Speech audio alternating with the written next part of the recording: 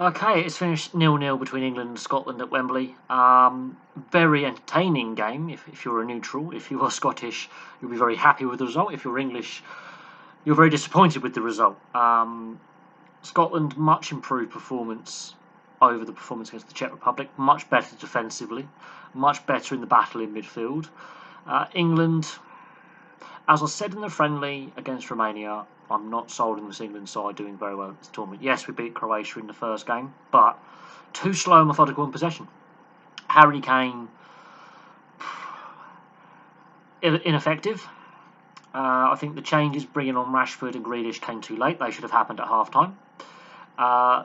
It also proves how vital Pickford's save was and Marshall's save was from Mason Mount and John Stones hitting the post. If those chances go in, the game is different. If John Stones scores from that header, because he's basically got a free header there, if he scores from that header in the first half, it changes the complexion of the game. And it's the same with Pickford's save where he pushes it out to Che Adams. If Che Adams gets that on target on the rebound from O'Donnell's shot, it changes the complexion of the game because the other side have to come out and play. Mason Mount's shot again in the second half.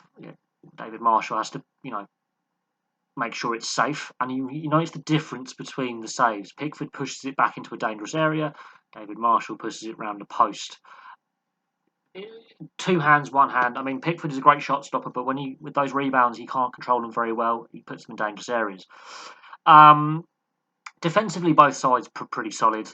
There's no question on the defensive effort by both sides put in there, but the midfield battle, it seemed when play broke down, England are suited to counter-attacking football, and for some reason, we decided to play the possession game. It would have been better for England as a team to invite the Scots on, break the play down, and attack with pace because there are players in that England side that are capable of doing that.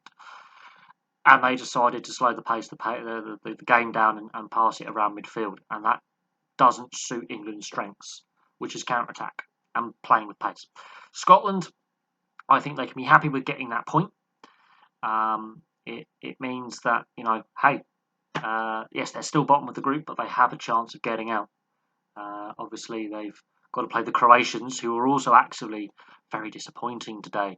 And in the first game, England are equal on points with the Czech Republic, but the Czechs are top of the group. So this group is actually wide open.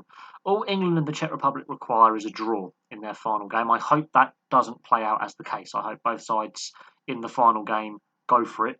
And I hope, again, with Scotland and Croatia, Scotland put the same amount of energy and effort into the Croatia game that they have done in this game and the first game. I think Steve Clarke can be very proud of the work he's done.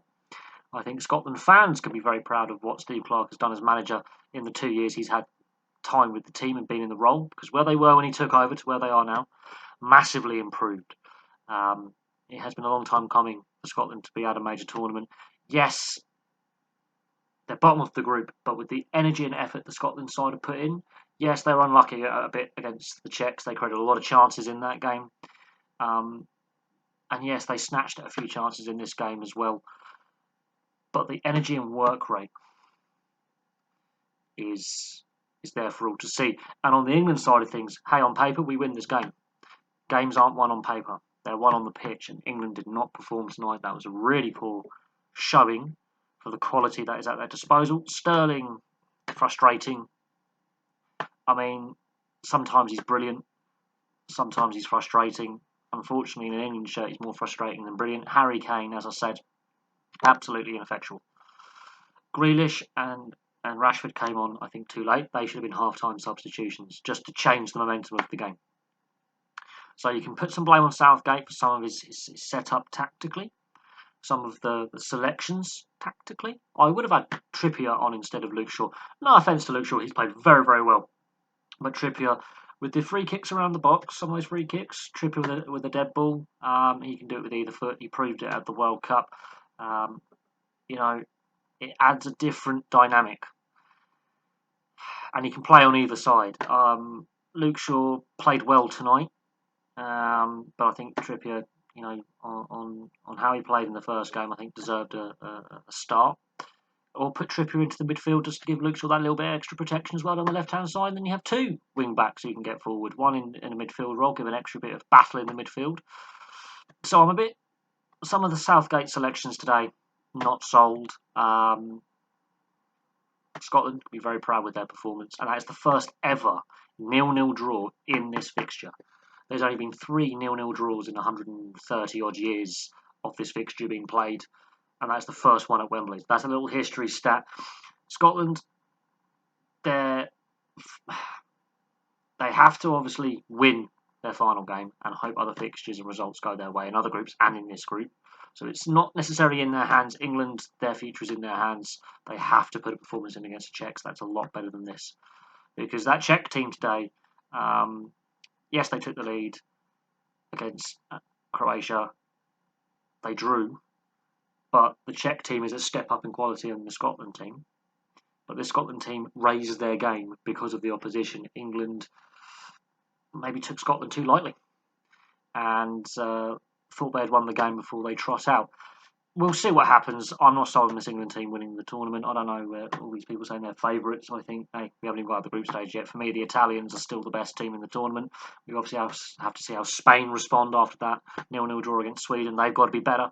And then they're playing Poland, who'll be disappointed with the loss they suffered. So there's a whole load of permutations in other groups as well, but disappointing from England, really. I'm actually, as not even a Scottish fan, but it's good to see Scotland get that draw. It's good for Scottish football. The way they played, they can be very proud of themselves in both performances in both games, and a little bit unlucky in the first game.